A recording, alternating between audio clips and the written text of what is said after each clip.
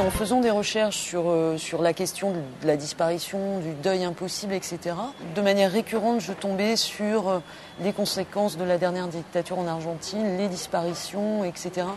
Et c'est à ce moment-là, en fait, que ça revenait souvent. Et comme moi, j'ai toujours rêvé d'Argentine, j'ai su à ce moment-là déjà que j'écrirais là-dessus.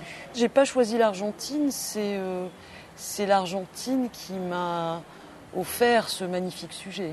C'est pas pareil. C'est l'histoire de deux femmes qui est racontée, enfin leurs histoires sont racontées en parallèle en fait.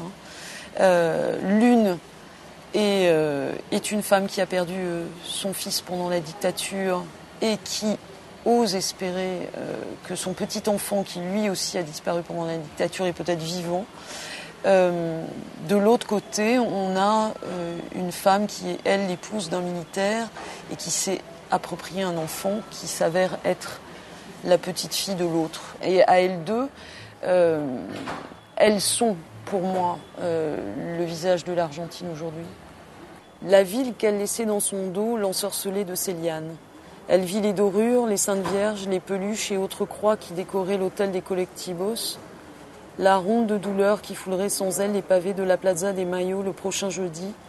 Le trottoir ébréché devant la porte de ce qui avait été une lavanderia. Le charivari des pigeons sur les tables de la terrasse d'un certain café. D'énormes grappes de chiens qui traînaient leurs promeneurs. Les chats faméliques se chauffant la panse dans l'herbe du jardin botanique. Les couleurs vives de Caminito défiaient le remugle du vieux port. La foule écrasée par le bruit des voitures. L'obélisque planté sur la plus grande avenue d'un monde qui ne la savait peut-être pas. Une année de présence chez Cultura, pour mon texte, ça représente une vie bien plus longue à mes personnages que celle que j'osais leur souhaiter. Parce que de nos jours, bien souvent, la durée de vie d'un livre, c'est quelques mois. Donc c'est une vraie chance.